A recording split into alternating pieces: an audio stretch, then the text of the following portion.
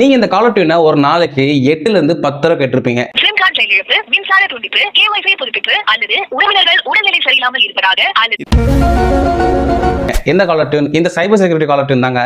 இது வந்து Indian cyber crime cooperation சென்டரோடைய ஒரு சைபர் கிரைம் விங். இந்த விங் என்ன ஆர்டர் பாஸ் பண்ணிருக்காங்கன்னு பாத்தீங்கன்னா, அங்க என்ன கிணறு வெட்டிட்டு இருக்காங்க பேசியா? எல்லா டிஎஸ்பி டெலிகாம் சர்வீஸ் ப்ரொவைடரும் இந்த காலர் டியூனை 8 ல இருந்து 10 தடவையாவது ப்ளே பண்ணணுமா.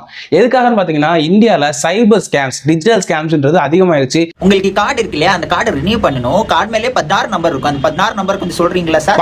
நீங்க நிறைய கேள்விப்பட்டிருப்பீங்க, பார்த்திருப்பீங்க, நியூஸ்ல தெரிஞ்சிருப்பீங்க. அதனாலதான் எல்லாருக்கும் அவேர்னஸ் வரணும் அப்படின்னு சொல்லிட்டு இந்த காலர் டியூனை கவர்மெண்ட் பே பண்ண சொல்லியிருக்காங்க.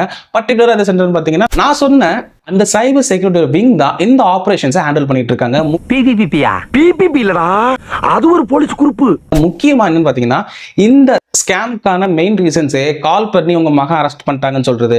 அது மட்டும் இல்லாம உங்க நேம்ல ஒரு இல்லீகல் பார்சல் புக் ஆயிருக்கு, நீங்க இப்போ ஃபைன் கட்டினாதான் இதுல இருந்து வெளியே வர முடியும். இன்டர்நேஷனல் நம்பர்ல இருந்து ஸ்கேம்ஸ் வரதாகட்டும், நிறைய ஸ்கேம்ஸ் இப்போ பரவிருச்சு, அதிகமாயிருச்சு. இதுல இருந்து பல லேக்ஸ் ஸ்கேம் பண்ணியிருக்காங்க. நீங்க இதுல இருந்து ரொம்பவே ஜாக்கிரதையா இருக்கணும். ஸோ லாஸ்ட் இயர் இந்தியாவில் நவம்பர் 15 வரை ஓவராலா 6.69 lakhs சிம் கார்ட்ஸ் ரிப்போர்ட் பண்ணியிருக்காங்க. அது மட்டும் இல்லாம 1.32 lakhs IME நம்பரையும் ரிப்போர்ட் பண்ணியிருக்காங்க. ரிப்போர்ட் பண்ண எல்லா நம்பர்ஸையும் IME ஐஸையும் பிளாக்கும் பண்ணிட்டாங்க சேஃபா இருக்கிறதுக்காக.